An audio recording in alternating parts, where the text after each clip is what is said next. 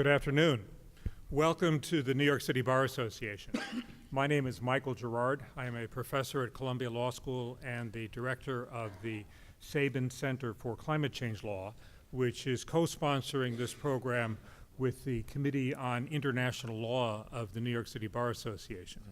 We are greatly honored to have with us the presidents and prime ministers and other high officials of several of the island nations that are most affected by climate change. More than 300,000 people marched through the streets of New York yesterday. I suspect that many of you were among them, in a showing of solidarity and urging the delegates to the United Nations Summit to take strong action on climate change. But this afternoon we're going to hear from the leaders of some of the nations that are most affected. Just so that you know what the format is, first we're going to hear a performance by a poet from the Marshall Islands. Then I'm going to call upon each of the leaders to speak for just 3 to 5 minutes. And then I'm going to pose some questions to them. And if we have time, we will open it up for questions from you. So I'd now like to call up Kathy Jetnil-Kijiner, who is a professor at the College of the Marshall Islands and who was selected to be the voice of civil society to give a performance of her poem tomorrow morning at the opening session of the United Nations Climate Summit. We have the treat of hearing her performance right now.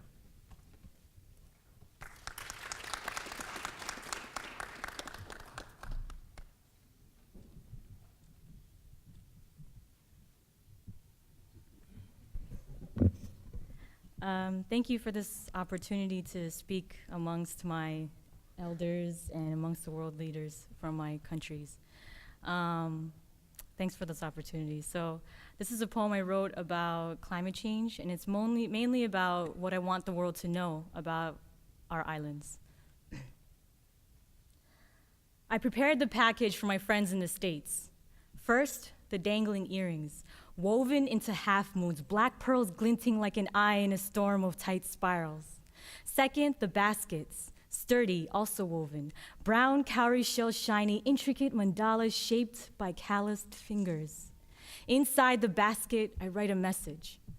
Wear these earrings to parties, to classes and meetings, to the corner store, the grocery store, and while riding the bus. Store jewelry, incense, copper coins, and curling letters like this one in this basket. And when others ask you where you got this, you tell them they're from the Marshall Islands. Show them where it is on a map. Tell them we are a proud people toasted dark brown as the carved ribs of a tree stump. Tell them we are descendants of the finest navigators in the world. Tell them our islands were dropped from a basket carried by a giant. Tell them we are the hollow hulls of canoes as fast as the wind slicing through the Pacific Sea. We are wood shavings and drying pandanus leaves and sticky burros at gamems. Tell them we are the sweet harmonies of mothers, aunties, sisters, songs late into night. Tell them we are whispered prayers, the breath of God, a crown of fuchsia flowers encircling Auntie Mary's white seafoam hair. Tell them we are papaya golden sunsets bleeding into a glittering open sea. We are skies uncluttered, majestic and sweeping in their landscape. Tell them we are dusty rubber slippers, swiped from concrete doorsteps. We are the ripped seams and the broken door handles of taxis. We are sweaty hands shaking another sweaty hand in heat. Tell them we are days and nights hotter than anything you can imagine. Tell them we are little girls with braids, cartwheeling beneath the rain. We are shards of broken beer bottles burrowed beneath fine white sand. We are children flinging like rubber bands across a road clogged with chugging cars. Tell them we only have one road. And after all this, you tell them about the water, how we have seen it rising, flooding across our cemeteries, gushing over our seawalls, and crashing into our homes. Tell them what it's like to see the entire ocean level with the land. Tell them we are afraid. Tell them we don't know of the politics or the science, but we see what's in our own backyard. Tell them some of us are old fishermen who believe that God made us a promise. Tell them some of us are a little bit more skeptical. But most importantly, you tell them that we don't want to leave and that we've never wanted to leave and that we are nothing without our islands. Thank you.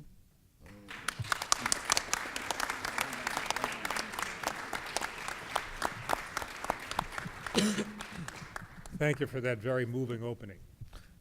I would now like to call on President Christopher Lowiak of the Republic of the Marshall Islands.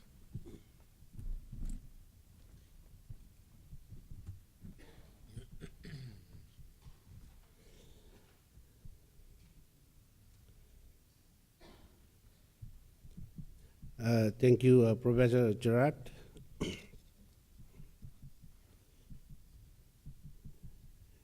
The girl that just recite the song here, the poem, also happened to be my niece.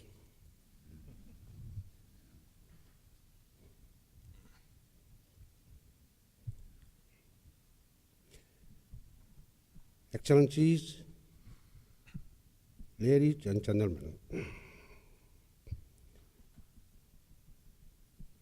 a warm greeting of Yahweh from the Republic and the people of the Marshall Islands.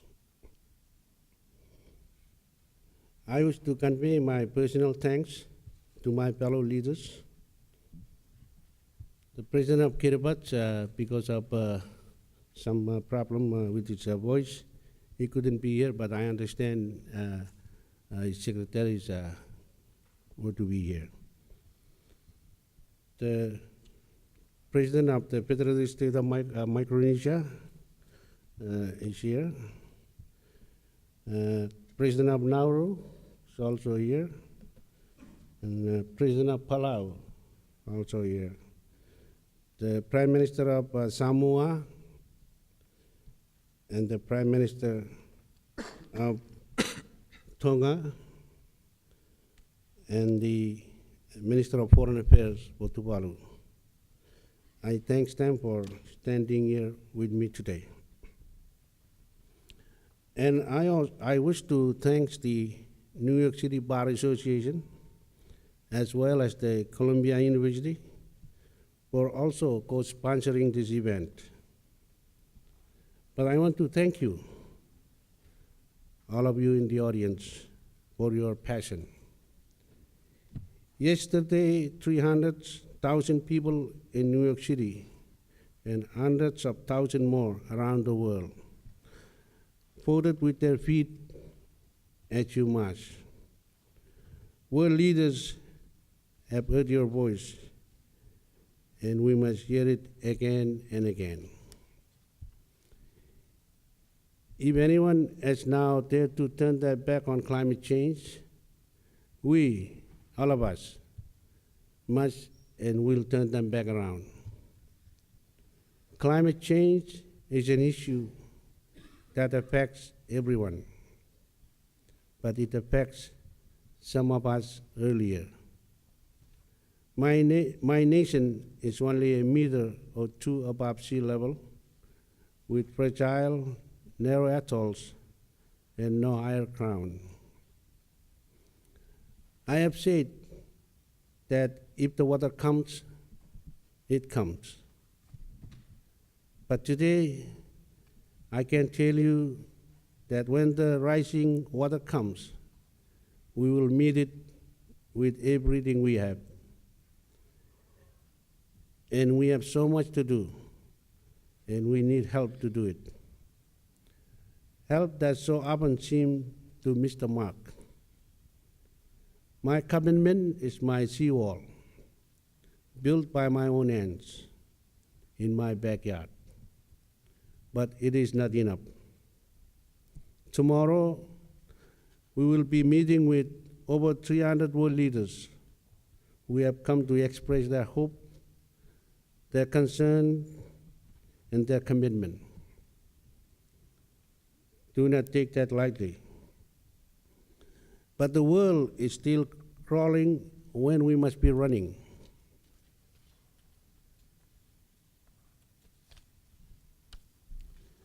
We in the island cannot get our way simply by pounding our fist storming our feet or pointing fingers. The emissions and challenges of large nations and small ones are all a reality.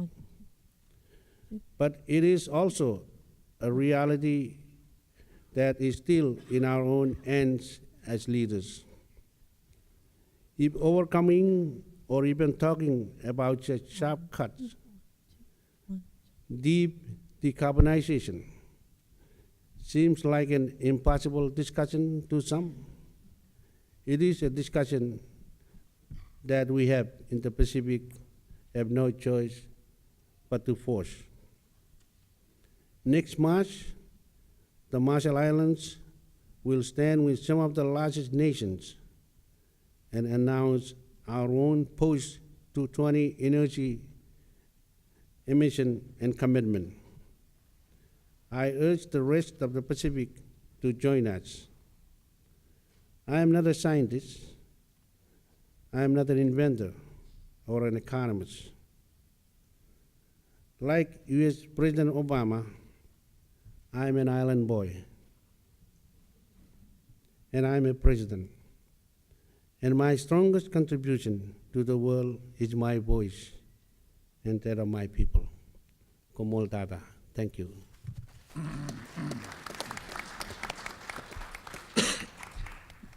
Thank you, Mr. President. I'd now like to call up President Manny Mori of the Federated States of Micronesia.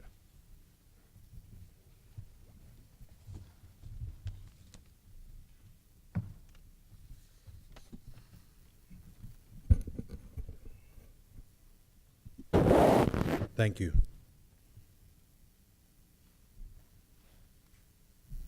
Colleagues, friends, ladies and gentlemen, let me begin by thanking the young lady who spoke before President Loyak in raising the issues that we should be asking either today, tomorrow, or throughout the meeting for the UNGA.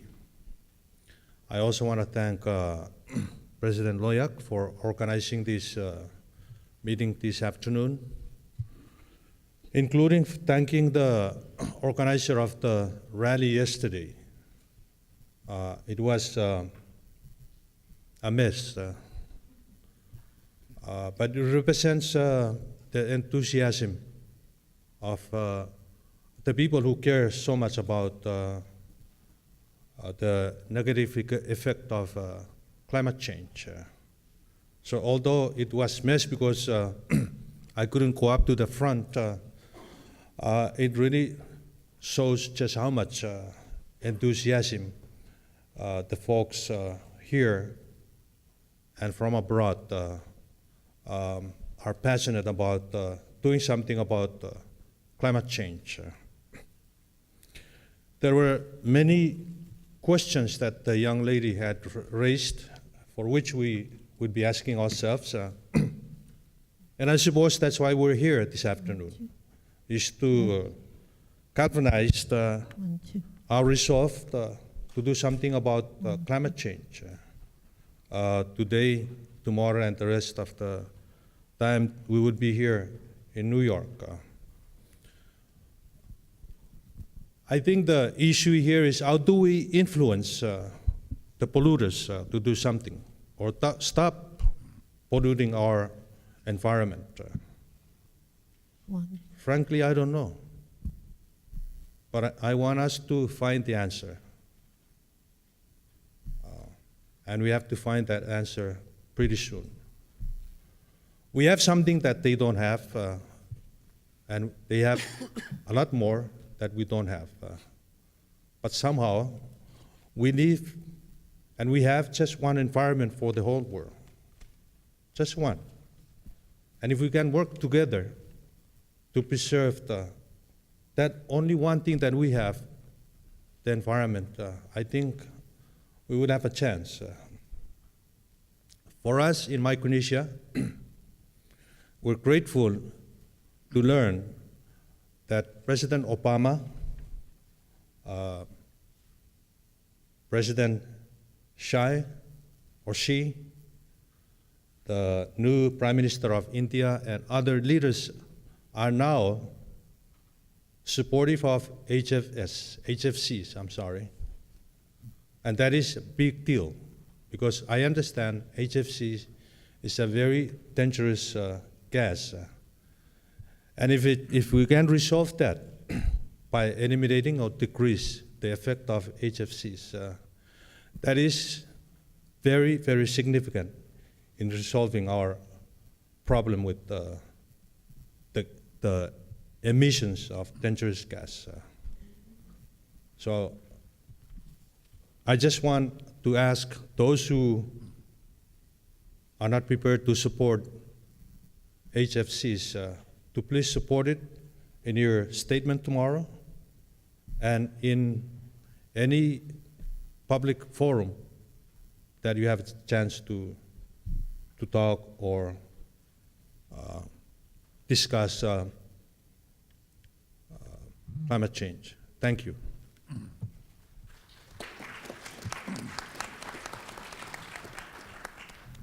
Thank you, Mr. President. I'd now like to ask President Baron Waka of the Republic of Nauru.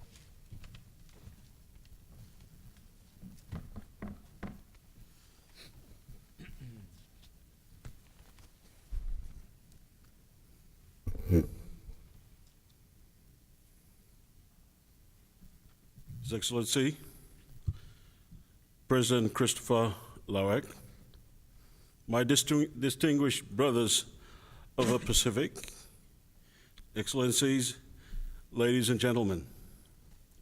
It is always a pleasure to be here with so many of my Pacific colleagues.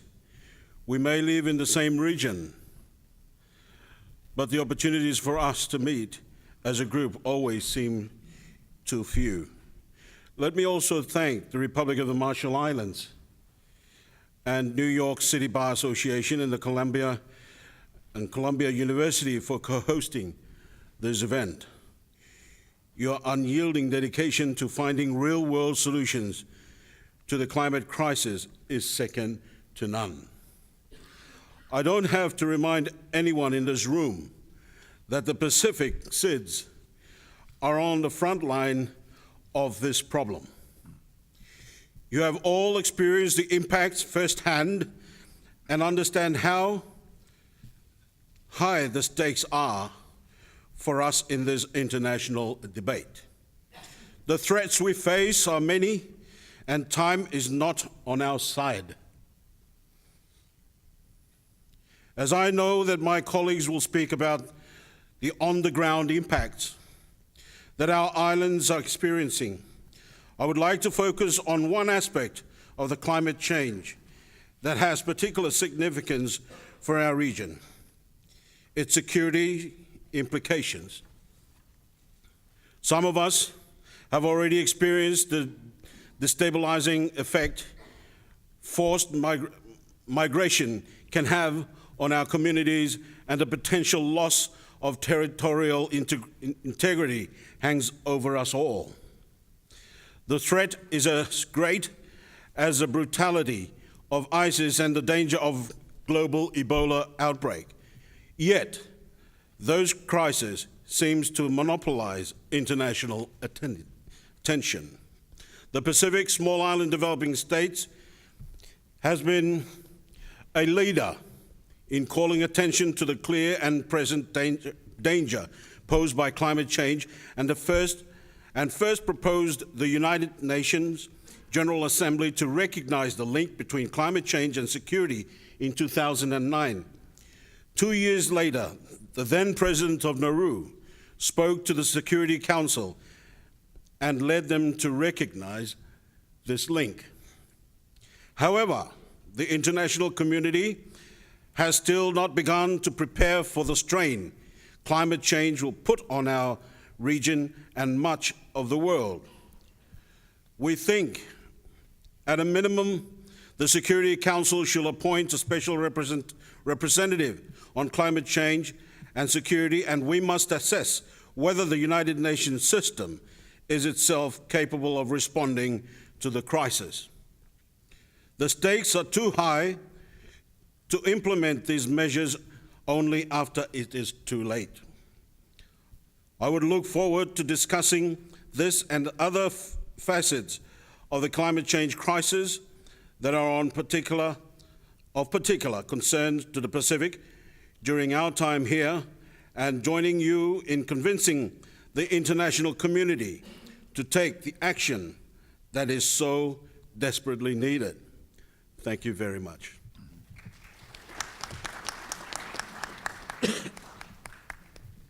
Thank you, Mr. President.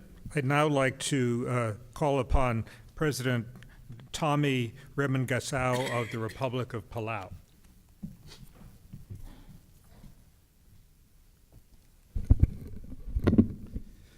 Thank you, and first of all, let me thank our host this afternoon for organizing this forum, especially the New York City Bar Association.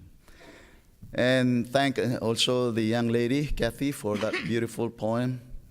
I think that very much summarizes really what's in all our statements this afternoon.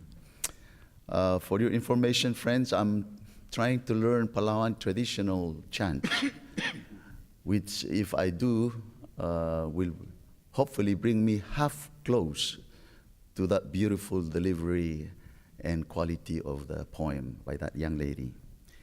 And yesterday, I was very fortunate to join Kathy and some of the leaders, President of the FSM, President of Nauru, and myself.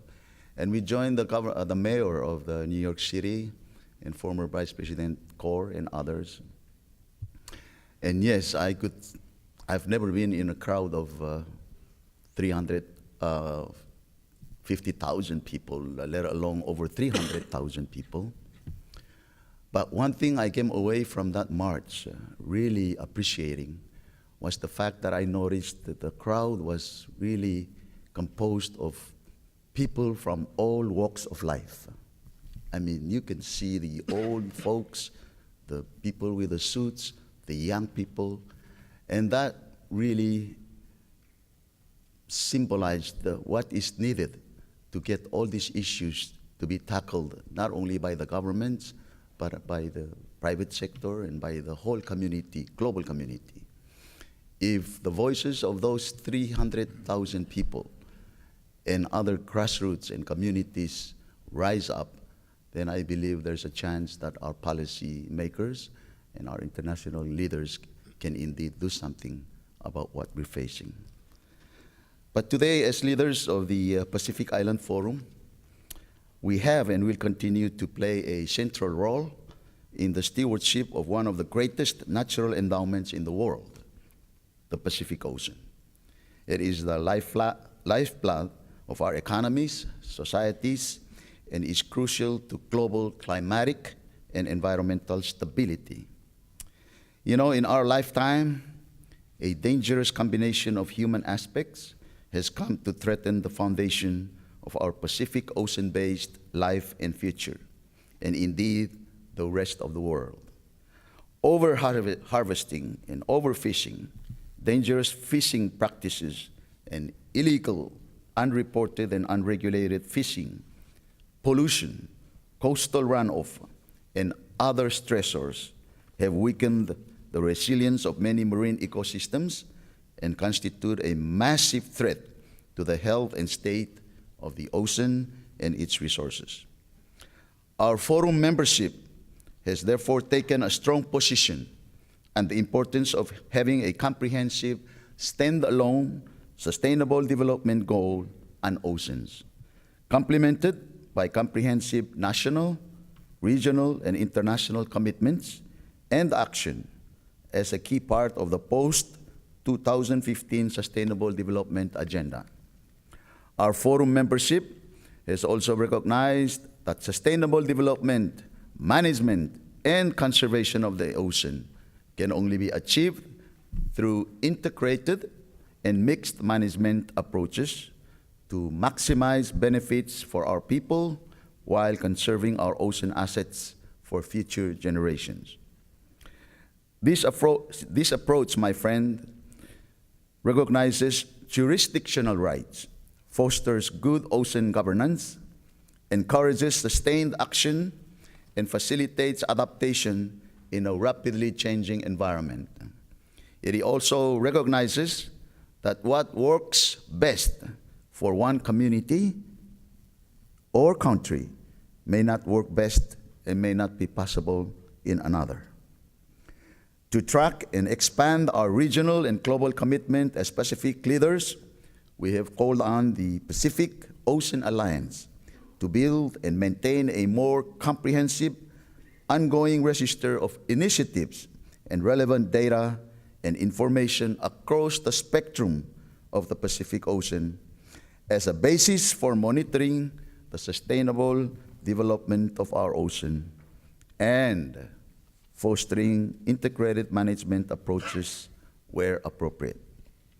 Ladies and gentlemen, we are here in New York City for the United Nations General Assembly, calling for enduring and lasting partnerships.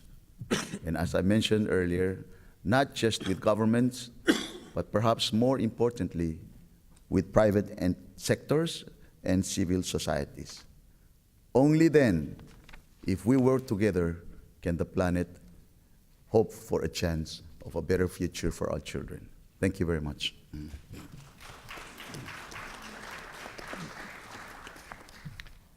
Thank you, Mr. President. I would now like to call upon Prime Minister Siali Tango Kaho, Lord Tupakano of the Kingdom of Tonga.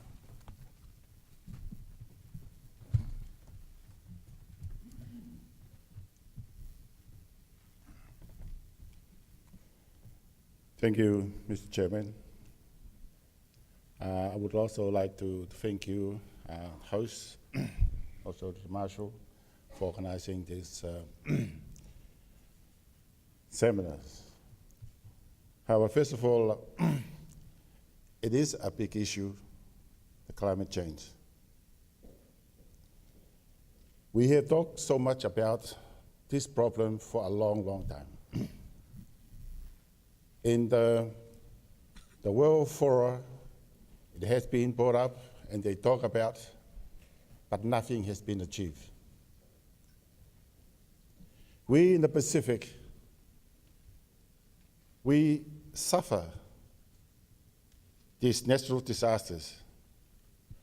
From the World Risk Reports, which measures the vulnerability of a country by its natural hazard, Tonga is second in the world in this, only to Vanuatu. We in the Pacific, we sit, as you call, the ring of fire. We experience cyclones, we experience tsunami, we experience earthquakes. But one thing that saves us, we pray every Sunday that the Almighty will look down on us and spare us. And so for a century, we have managed to survive that. But the whole thing is, how are we going to solve it? We talk so much about the EU, the sole development partners, so much money, but we haven't seen anything.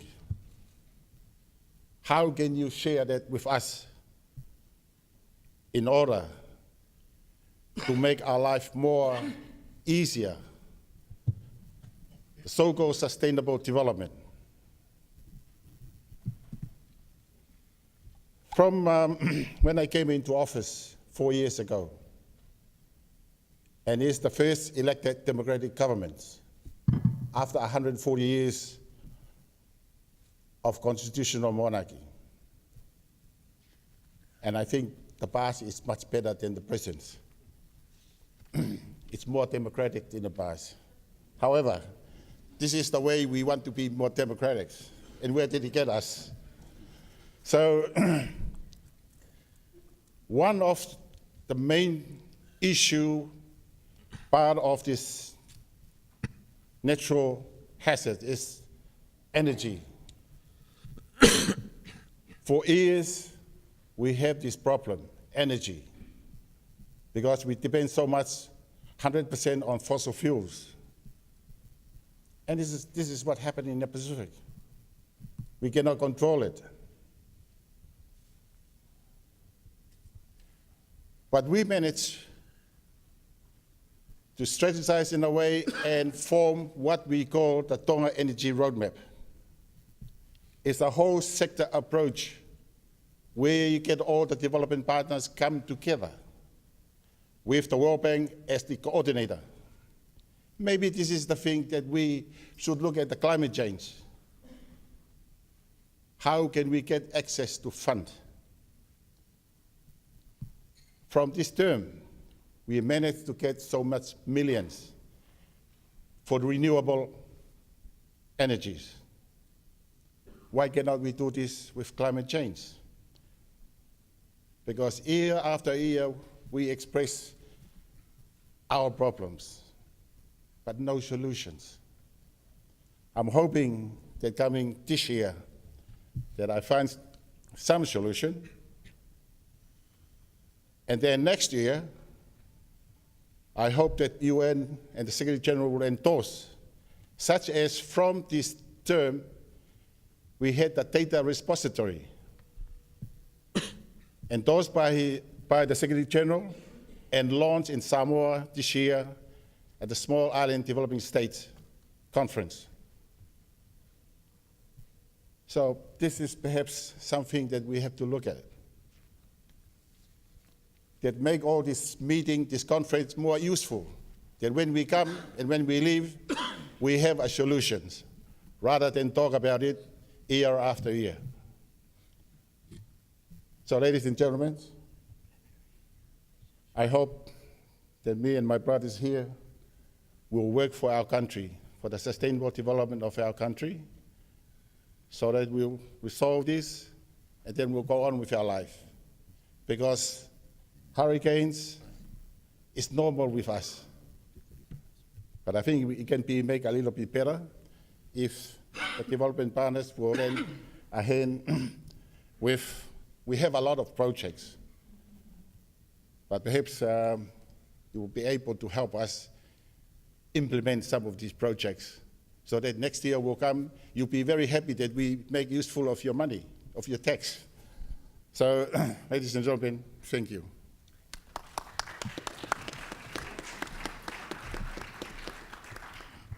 Thank you, Mr. Prime Minister.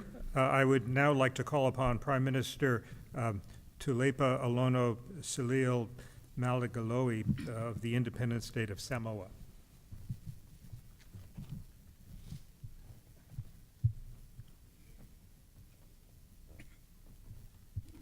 Thank you, Professor. If I could interpret correctly what my colleague from Tonga said, because we have too much democracy, we have climate change. Another colleague of mine said, democracy is good only when we get elected all the time. I would like to thank the President of the Republic of the Marshall Islands, Columbia University, and the New York City Bar Association for organizing this event. The timing is crucial, given the number of upcoming key events this year and next year that can make significant contributions to an issue critical for all our nations, such as climate change.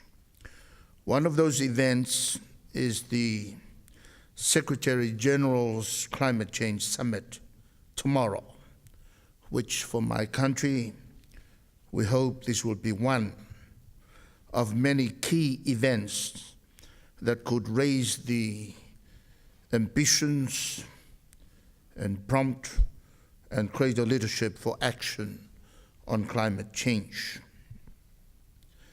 Samoa, at the beginning of this month, hosted the third international conference on small island developing states, Sets Climate Change naturally remains a priority issue for SETS, as reflected in the outcome of the conference called the Samoa Pathway. The international community in the Samoa Pathway acknowledged that climate change and sea level rise continue to pose a significant risk to small island developing states, and for some represent the gravest threat to their survival and viability. As islanders who have so much to lose from the impacts of climate change, we put this issue on the international agenda at the Earth Summit in Rio 22 years ago. Our message today is the same as it was in Rio 1992. Namely, climate change is a global problem, yet international action to address it remains grossly inadequate, especially given the recent IPCC report. Small island developing states contribute the least to the causes of climate change, yet suffer the most from its impacts. As an existential issue to such low-lying islands, sympathy and pity will not provide solace nor halt the devastational impacts of climate change.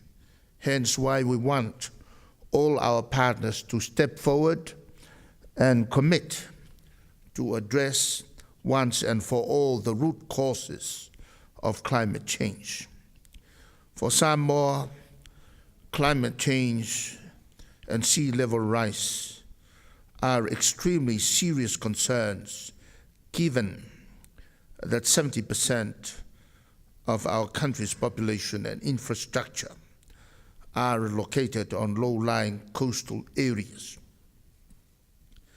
We are already trying to cope with the effects of climate change in the frequency and intensity of extreme weather events, such as extended drought periods, more severe cyclones, flash floods, and of course, tsunamis.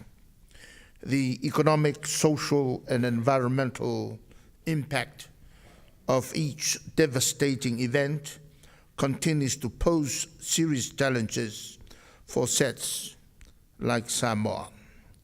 In December 2012, for example, Cyclone Evan hit Samoa and caused immense damage and significant losses. Total value of damages and losses from Cyclone Evan was more than 200 million United States dollars. These figures are very significant given the relatively small size of our economy. In fact, the total estimated damage and loss is equivalent to about 28% of the total value of goods and services produced in the country the year before. As a leader of a people whose future is at stake, threatened by a problem we ourselves cannot resolve, the only choice is to act now, not tomorrow. We continue to urge the leadership of all the key players to heed our call, because climate change does not recognize borders and hold no respect for sovereignty. The big problems of our small islands will sooner rather than later impact every country, irrespective of level of development or prosperity. If only simply reducing Samoa's gas emissions will provide the solution. Sadly, it is not the case. Therefore, we will continue to sound the alarm bells, whether states hear it or heed it. What is evident is to deal with climate change, requires action from the leaders of all the countries, in particular the big emitters. It requires action by the private sector, civil societies, NGOs. It requires action by individuals like you and I, considering how we can contribute to the solutions through our day-to-day activities. Hence the importance of yesterday's march in New York for effective action against climate change.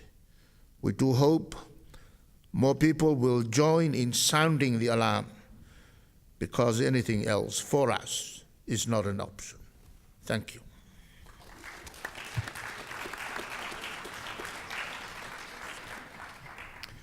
Thank you, Mr. Prime Minister. I'd now like to call up Foreign Minister Teukelina Finakaso of Tuvalu.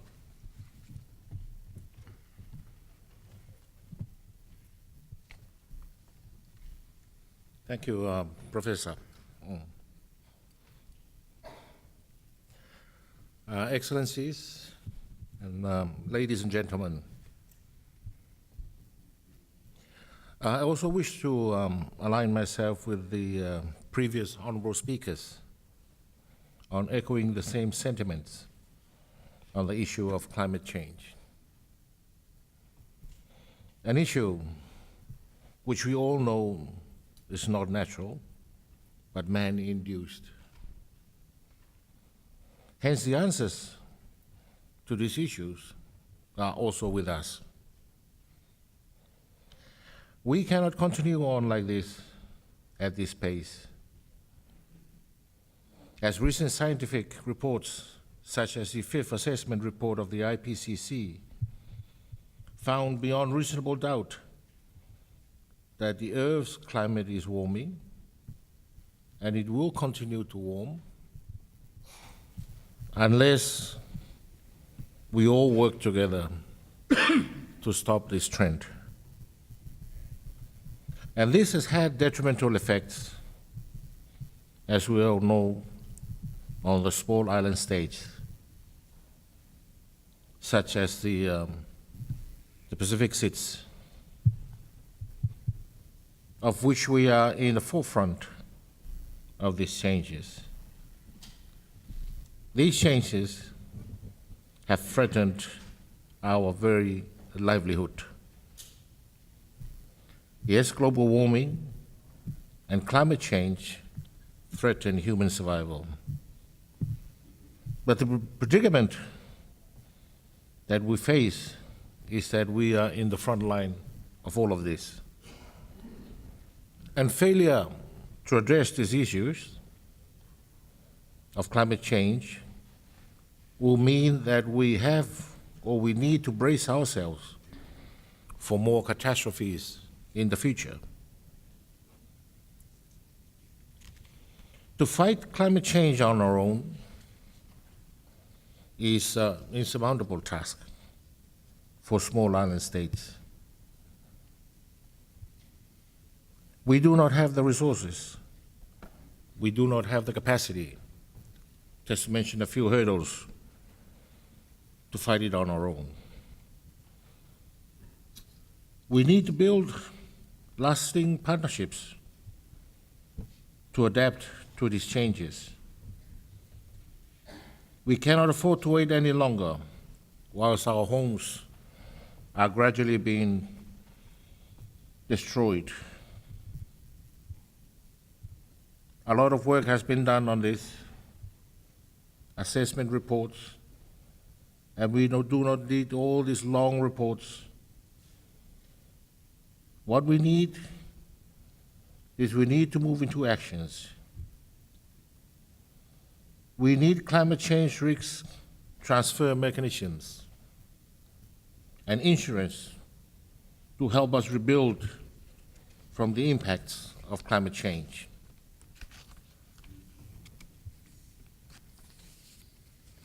May I also take this opportunity to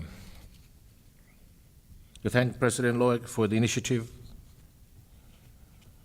and, of course, his relentless fight for the small island state in combating climate change. And also sincere appreciation to the Pacific States for the concerted effort and approach to climate change.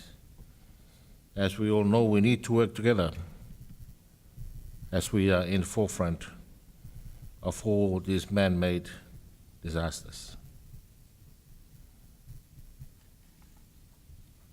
Honorable Excellencies, ladies and gentlemen, en route to Paris 2015, we need assistance.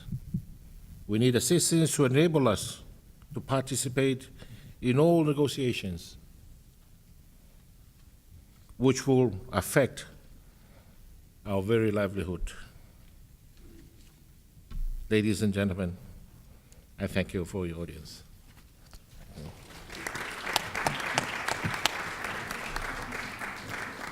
Thank you, Mr. Foreign Minister.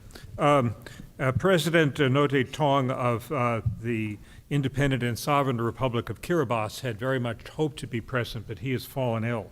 I understand that the Chief Secretary, Tia Tira from Kiribati, is here. Would the Chief Secretary like to say anything? Would you like to?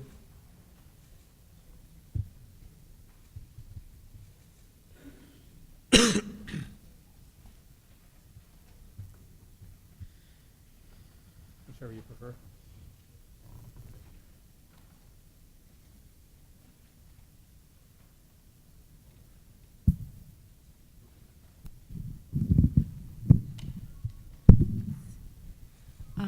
Thank you very much. And I would like to thank His Excellency President Loak from the Republic of the Marshall Islands for organizing this. And I would like to convey the apologies of my president. He lost his voice somewhere along his journey to New York. And he's been taking a lot of rest because this was one of the events he really wanted to attend. But I'd like to convey that my president is very much aligned with what our esteemed leaders from the Pacific have conveyed to the audience here and to hopefully the rest of the world, that climate change is indeed a challenge that we continue to face and will be facing as we move along.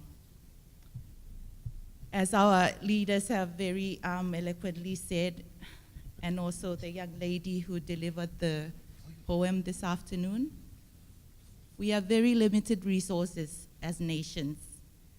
We would really love to do a lot to address this challenge. But we are limited in terms of what we can offer and what we can do. But if our voice is the only thing that we can offer to mobilize action against this challenge, then let it be, and I hope that everyone listens. Thank you very much. Thank you. Are there any other leaders present who would like to say anything on behalf of their countries?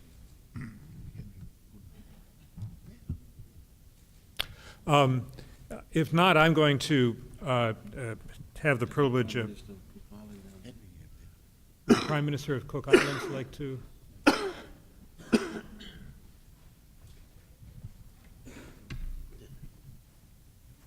Or would you like to come up here?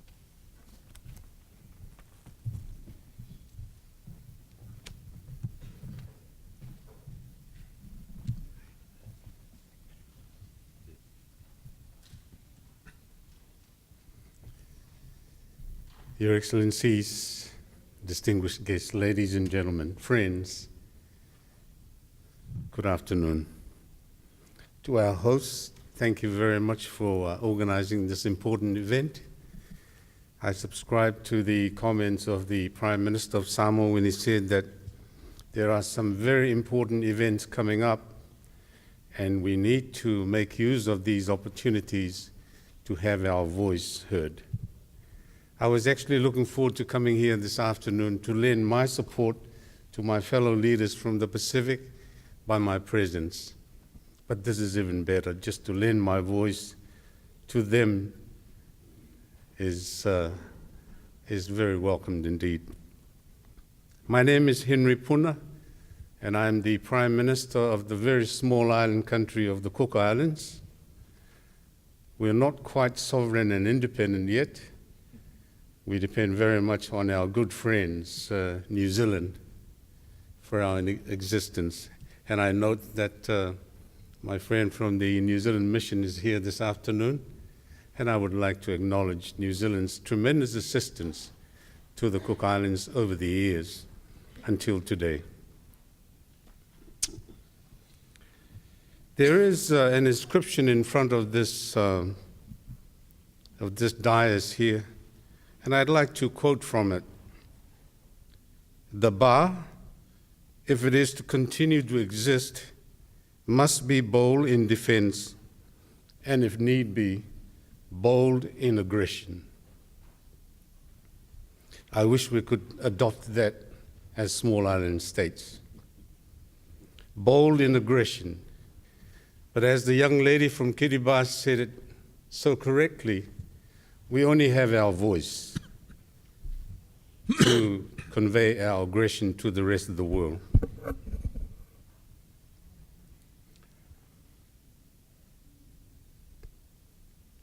Climate change has been talked about for so long. Before I became Prime Minister in 2010, it had been discussed, negotiated, and talked about for so long. 3 years later, 4 years later, still nothing has been agreed upon. Nothing has been achieved. There has been talk about compromises, about climate financing, and yet the bureaucracies that have been created to administer these assistance has just been prohibitive. We cannot be aggressive except with our voice. Maybe we have tried to be aggressive with the only resource that the Lord has blessed the Pacific with, our tuna stocks. And yet, if we do that, we know that your fishermen will come and poach our tuna by fishing in the international waters adjacent to our EEZs. So that's not going to work. As Prime Minister of the Cook Islands, what I've decided that my country should do is to show the world through our actions that we are deadly serious about climate change. In this respect, we have embarked on some very ambitious renewable energy programs. We have committed to conversion of our energy to renewables 50% by the year 2015, just next year, and 100% by the year 2020. And I'm pleased to tell this meeting that we're very much on target. Work is now beginning to take shape, and I'd like to acknowledge the tremendous assistance of our friends in New Zealand, the European Union, and Japan for helping us achieve our vision. The truth is, we've taken the position that if we wait for the world to do something, then nothing will ever get done.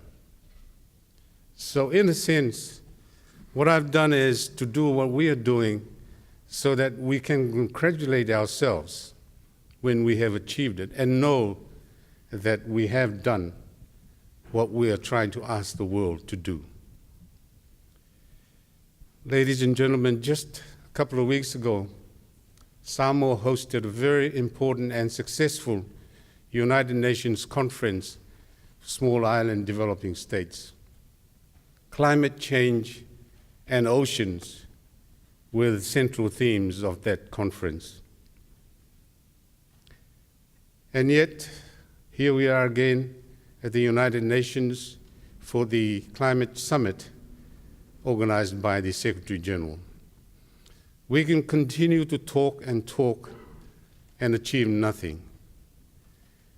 And I really believe that the way to get things done is to convince the rest of the world that what we are doing is in fact what we are trying to do, and what we are doing as small island countries right at the forefront of the climate crisis.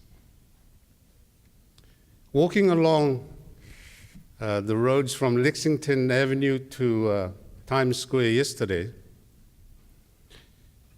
it became clear to me that in a place like New York, it would be very difficult to get the message of climate change across.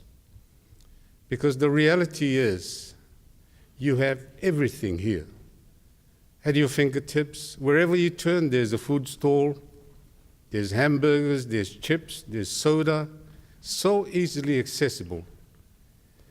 That is the nature of your culture here, of your life. But that is not the nature of our life in the islands. We're very, very dependent on the ocean. Indeed, we're born into the ocean and we die into the ocean. So the ocean is our mother. It sustains us. That is why climate change is such an important issue for us from the islands. Indeed, I want to conclude by saying that climate change is not just an issue to be negotiated and talked about, it is an issue of life and death for all of us in the Pacific. Thank you for your attention.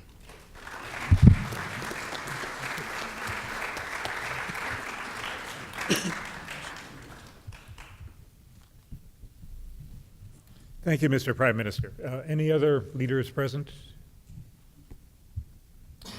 Okay, I would now like to pose some questions, if I may, to the leaders who are up here, and if any of you care to respond, that would be great. As small islands, and has been discussed here several times, your countries have a very important moral force and voice, but they have very little land, small populations, small economies, and little or no military. How do you propose to influence the global superpowers in the climate negotiations? And if any of you would care to address any particular thoughts you might have about Australia and Japan, which are key political and development partners, but which have recently backtracked a bit in some respects.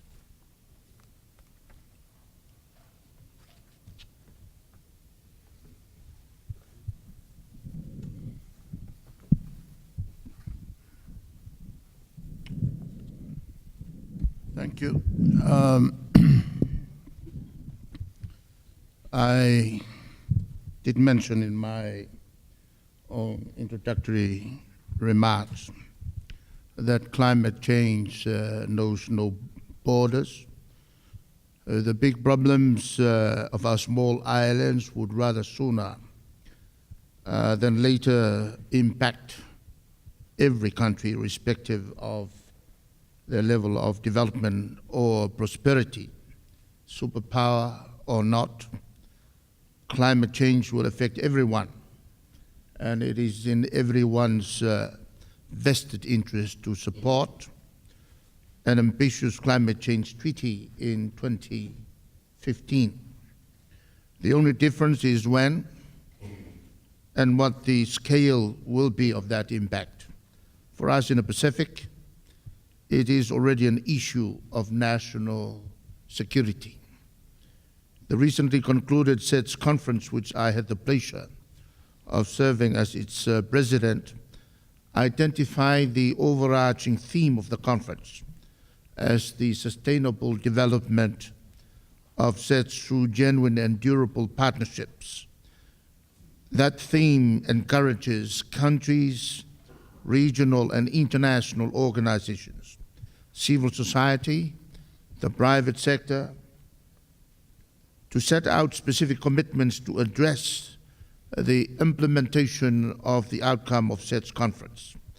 Climate change is one of our priority issues, and we believe genuine and durable partnerships through concrete commitments for action by all stakeholders will provide the necessary push for an urgent solution.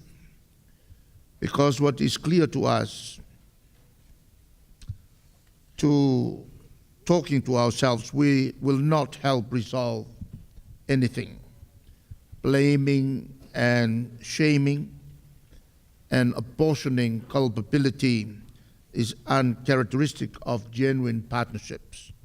Working together with other stakeholders to push for urgent action on climate change can make a world of difference. These superpowers are also our partners, and we share many issues of mutual interest in several bodies, including the United Nations, where we work together as genuine partners to deal with issues crucial to us all, which on top of our list is climate change.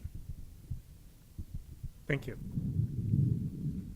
Would you like to, Mr. President?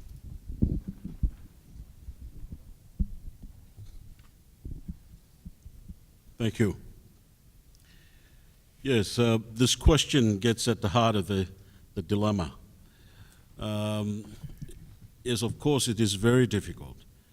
The biggest polluters are also some of the biggest political superpowers.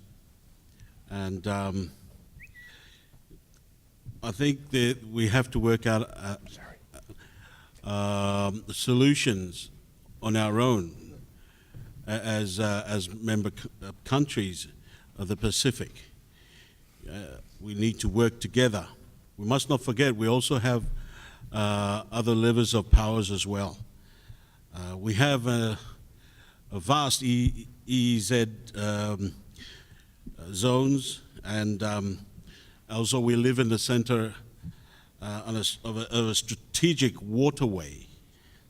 And we also have strength in numbers. If we unite, that could be used in international fora, such as the United Nations when it comes to voting as well. And there are other options, and we need to keep those open when it comes to using the powers we do have. But most of all, I think we need to work together.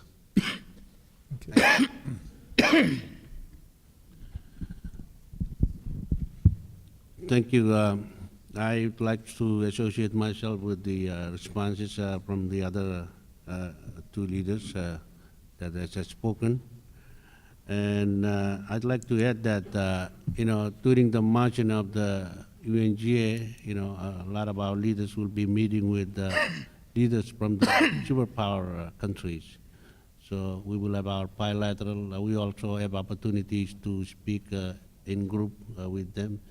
And we'll continue to urge them to see eye to eye with us on this issue of climate change. I think they need us and we need them. So we will not fail to raise the issue again and again with them as we continue on our path to Paris next year. Either of you like to? Yes. Thank you, Mr. Thank you, Chairman. I would just like to see if some of the bigger powers would change their policies. At the moment, we do have traditional development partners like Japan, Australia, New Zealand. But in a way, they assist. They say each country would have, like, they would look after the educations. Some countries will look after the, like, renewables. But there are some countries also that doesn't contribute apart from defense. But perhaps this climate change is something that they all can come together, the bigger powers. Since we had the tsunami together with Samoa, Japan being an experience in disaster risk management, they were able to set up warning systems in the northern islands. So, but apart from that, well, Australia also helped through the World Bank. They assist, and that's still continue. But with bigger countries, Russia, America, perhaps we would like more to see if they can assist more in this area. We know that the EU too helps, but we still have to see the assistance financially, because it's been talking on so much conference, and nothing has been achieved since last 20, and so, but we would like to see more of those assistance from what the bigger boys. Thank you. Thank you. Any other?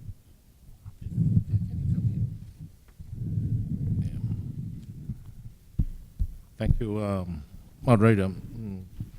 I think what is important here is that we must all recognize that at the end of the day, there is a limit to what planet Earth can sustain. And it doesn't matter who wins the negotiation. We must all work together to ensure that we do not go past this sustainable point. Otherwise, we all end up in a very sad situation, as we all share this planet Earth. Thank you.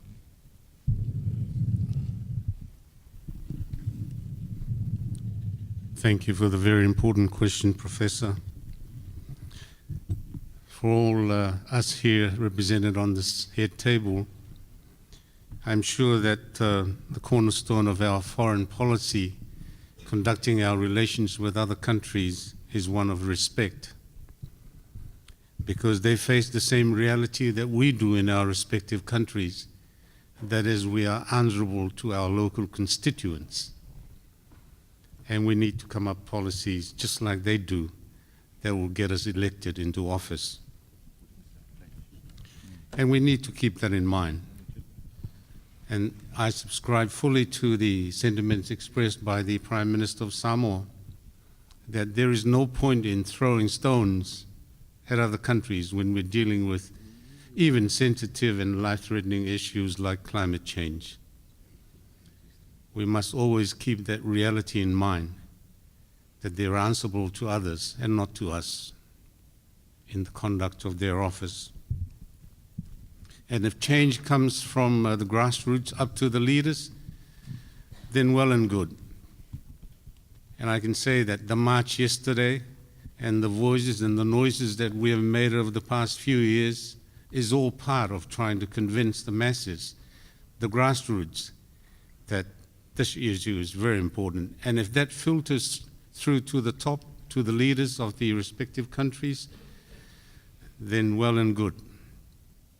But if it doesn't, then we'll keep on trying.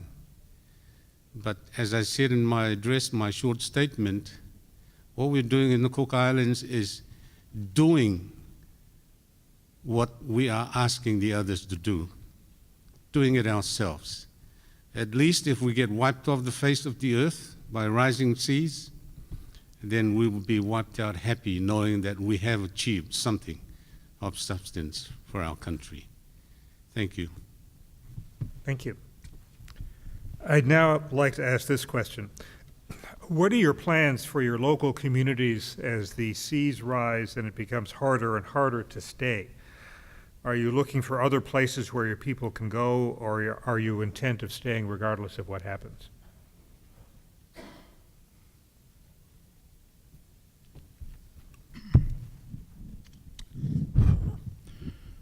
Well, talking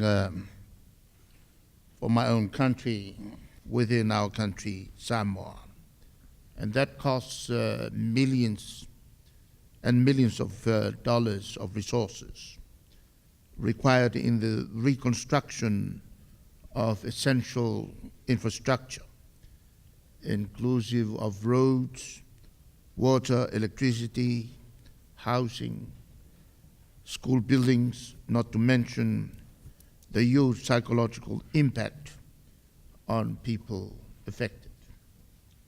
And in my own country, we have only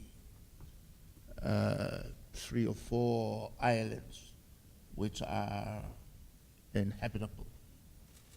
But I'm sure many of our other island countries have quite a lot of low-lying, very low-lying atolls, which if the sea level rise were to take place, I think most will disappear. And so the question of relocation to other islands that made available will be the natural option. But that would depend on generosity of those countries involved. And you have heard that there are immense problems that would follow. For instance, what will happen with the sea resources of the sea that that are logically and naturally theirs. There will be terrific problems that will follow. I'm sure my colleagues will address those. Thank you.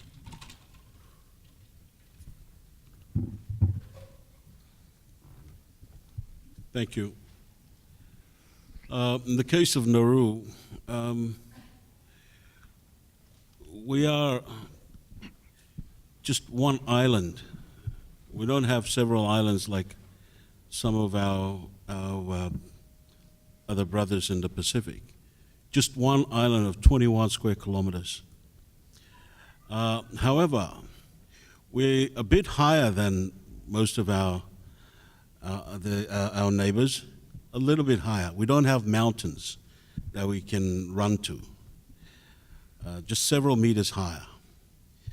But the vast majority of the population, more than 95%, live on the coast, which is just very much the level of Tuvalu, Kiribati, Marshall Islands. We all live down at the coast. And if there is to be an increase of 1 meter to 2 meters sea level rise, then it'll affect almost the entire of our population, and we need to move them up a bit to the top. And if you know the history and geography of Nauru, or the situation of Nauru, in the middle is nothing but pinnacles, because they've been mining there for hundreds of years. And we've left with a landscape of pinnacles where you can't build or live. We'll need millions of dollars to rehabilitate and bring it back to a livable surface and condition. But we're doing our best to address the situation. And yes, we've been hit by some of these climate change impacts. There have been high level waves coming through, damaging our shorelines, and there's coastline erosions and all that. And we are putting in place, restoring coastal protection. We're building and trying to protect ourselves from the sea level rise. But that is still, there's much work to be done in that area as well. Thank you. Thank you. Would anyone else like to? I don't know if we're being smart or not, but we've made a public statement, myself, and as you heard the young lady there, that we don't want to leave our home. So as of now, we don't even want to think about relocating, even though maybe some of our people have already left because of the problem. But it is very typical for us to contemplate leaving when we are a cultured people. We don't know where we can go to and be accepted, or if we're going to be survive as a people. And right now in the Marshall Islands, we have only 4,000 some jobs available for people, but we have over 50,000 people. So you can imagine that the rest of the population is being, they live by you know, the extended family and the land. So our land is very important for us. We are not skilled people like other people. So to relocate, that will be something that we'll also have to do, to train our people to be able to survive elsewhere than Marshall Islands.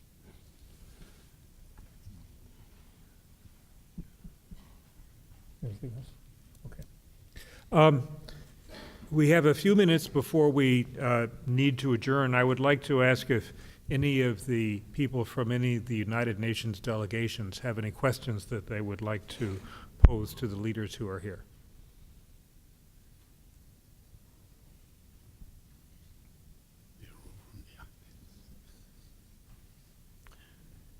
If not, are there any members of the public who have questions that they would like to pose? Could you come up to the microphone, sir? I was following you in the news and your comments on the IRB. It's ridiculous.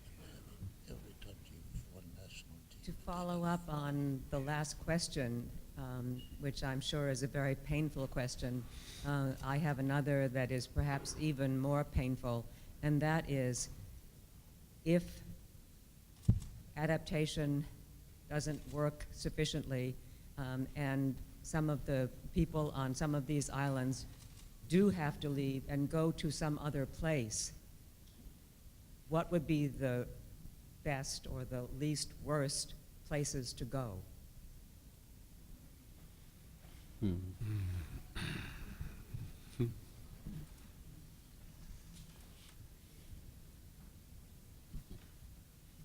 Good.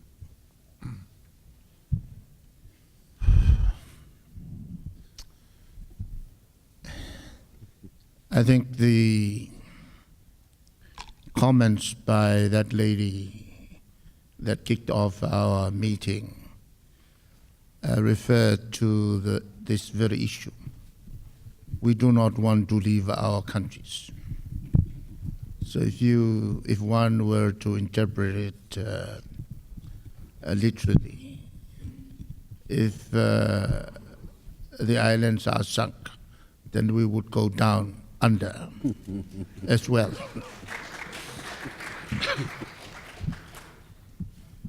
I do not really know. It is a question which has given many countries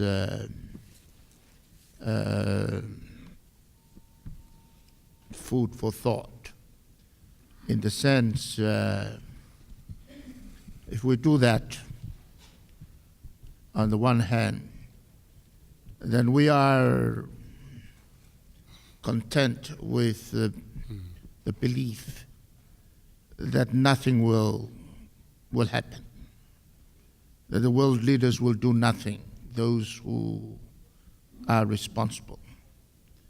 We like to believe that common sense will prevail in the end, as more and more disasters are happening, bringing the reality of climate change to the people of the very countries that are causing climate change to be spiraled into action and inform their leaders that it is time to act.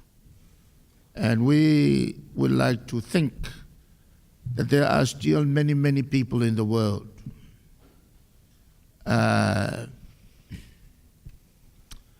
people with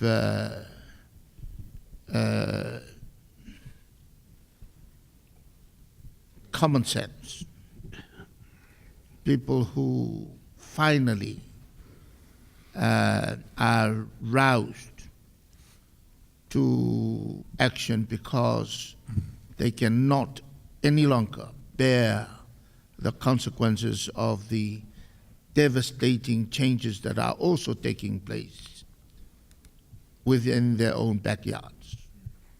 When I came here, I turned on the television on a program that was brought on by Discovery Channel, and it was on climate change. And I saw the devastations of many, many families as a result of the flooding and also cyclones here in the United States, in the coastal areas and other areas that are threatened by climate change. And when I saw the despair shown on the faces of those that were experiencing the difficulties of wanting to get out to be saved from drowning, that's the picture of us in the islands, of what we are trying to tell the world, what we ourselves have been facing, not recently, but ever since we have been talking about this problem over 25 years ago. My islands of Samoa used to pride ourselves as being a country located in the cyclone-free zone until 1989, when we were hit by exceptional flooding that carried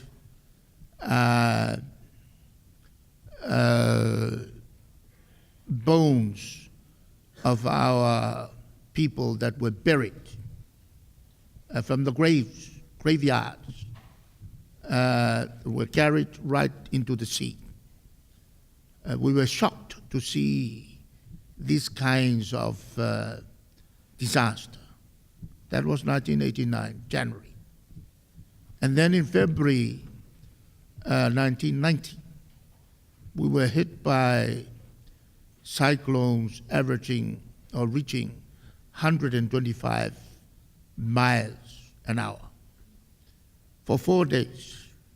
And I and my children had to stay indoors for 4 days, night and daytime, because of the sound of the cyclone that kept us awake at night. We could not sleep. And we had to ensure that our children were retained indoors, because the moment they go out, they could get electrocuted by the electricity lines that have been stripped, and they were lying there on the roads. 1 year later, we had an even worse cyclone that reached 175 miles an hour, worse than the one that hit us the previous year, and many more since then. I think it was last year that I was in Sri Lanka for the meeting of the heads of Commonwealth countries when the typhoon hit the Philippines. And it was slated as the mother of all the typhoons, 300 miles an hour. That typhoon or cyclone hit Samoa, and we would have no building standing. If a cyclone that hit us in 2009 and Tonga were to hit Tuvalu or Kiribati, those islands will have nobody alive.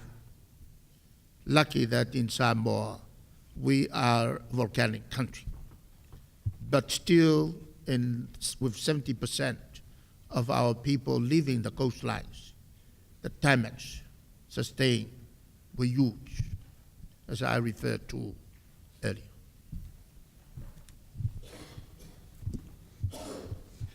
Just a quick answer to that question. You've heard around the table here that a lot of the Pacific Islanders, they love their home. They don't want to leave. A lot of them will ride out the storm and things like that. And particularly for my country, we're a very small country, a small population, and we live in extended families, as President of Marshalls have described their social setup. In his country, we are very much the same. And where would we migrate to? Australia, New Zealand, the US. We are a unique group of people. Very few in the world, only 10,000. We have our own language. It took us thousands and thousands of years to develop our customs, our culture. And we are also a very proud people. We take it seriously. Our sovereignty. You know, we're a young nation. Well, I don't know. 1968, we were granted our independence, and we're very proud of it. We have our own flag. Everyone on the island sings the national anthem in our own language. We speak our language. If we migrate to another country, sadly, it will be diluted into nothing. Even if we're given an island to live on, our people will be drawn to the urban areas, and there will be no more Nauruans ever. That is the danger of this climate change. It threatens our sovereignty. It threatens our race, people, our uniqueness, everything that it has taken us thousands and thousands of years to build. And we will fight to keep this, and so that our children in the future will remain intact, our country remains, and they will still sing the national anthem as we do now. That's the thing. We don't want to migrate. We don't want to go anywhere else. Stay on the island. That's where we're put. We were destined to be there by the grace of God. Thank you.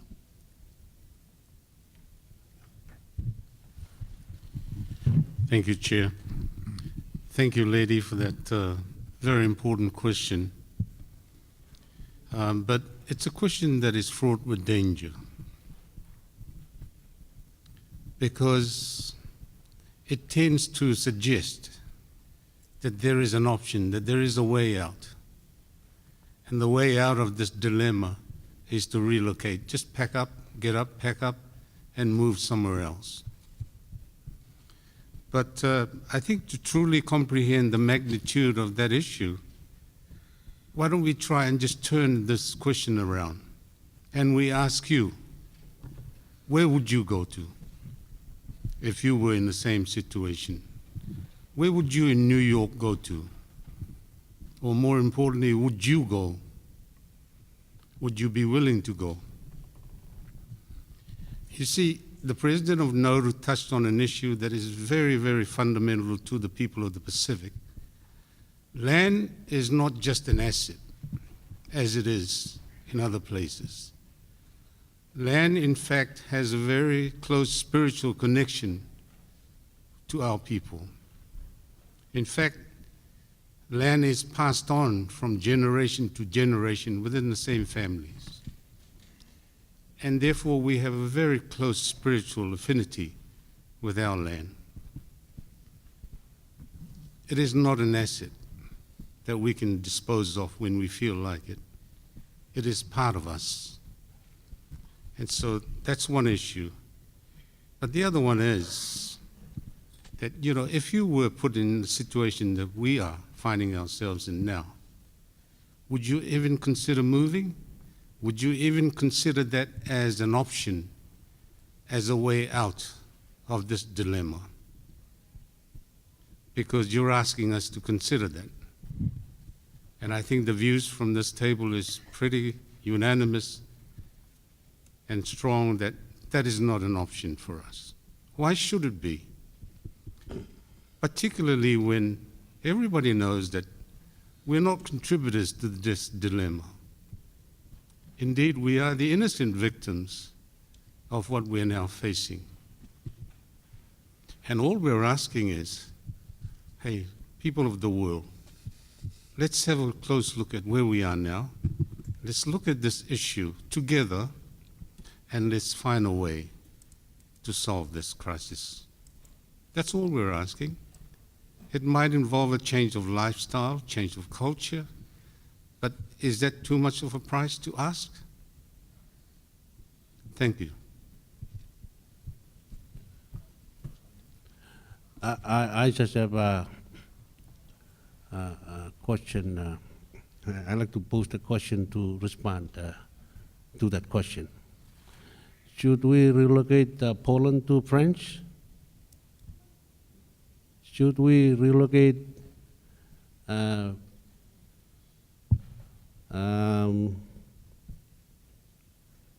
Peru to Argentina?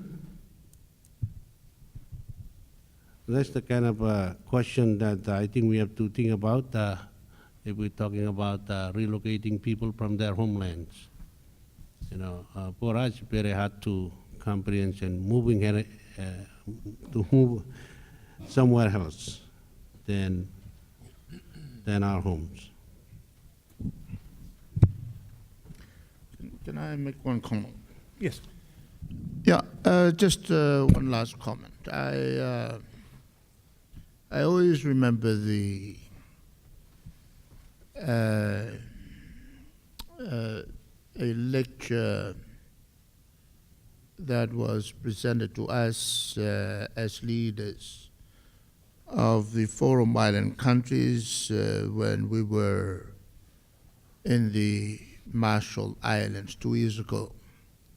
The gist of the lecture was, we all know what causes climate change. We all know the consequences, and we all know the solutions. The only thing that is lacking is the political will to do what must be done. And since we all know that climate change affects everybody,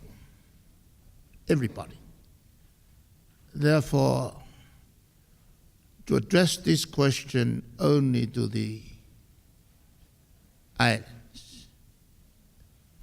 I would think it is a question that should be addressed to all the countries of the world, to all the citizens. Because if we allow the climate change to continue, then not only the islanders will suffer, everyone will suffer. We're about out of time, but you've been standing there very patiently, so if you have a quick question. Excellencies, this is a very serious problem, and I'm very, very moved. Obviously, the macro problem is the overall burning of fossil fuels, especially coal and oil, which carbonize the atmosphere, which we've observed that it's going up and up.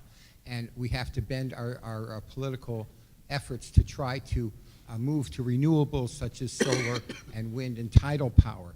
However, I would like to look at your micro problem, which maybe we can have some kind of an idea.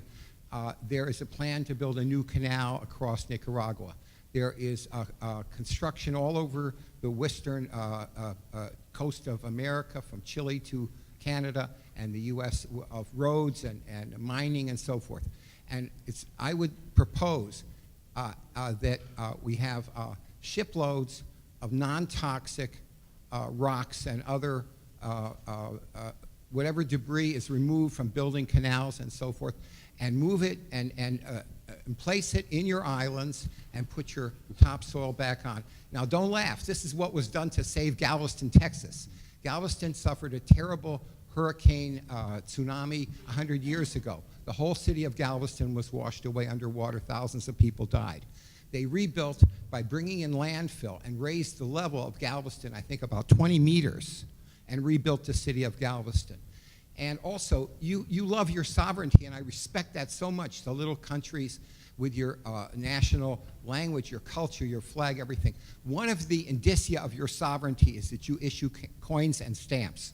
And I know that you derive some revenue with that. But what I would like to propose is that each one of you issue gold coins with a surcharge of $200 per ounce coin.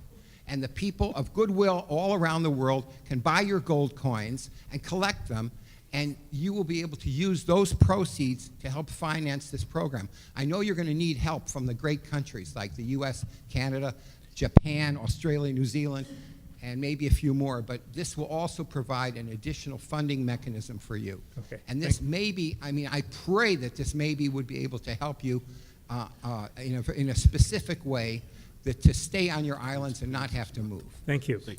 Anyone care to?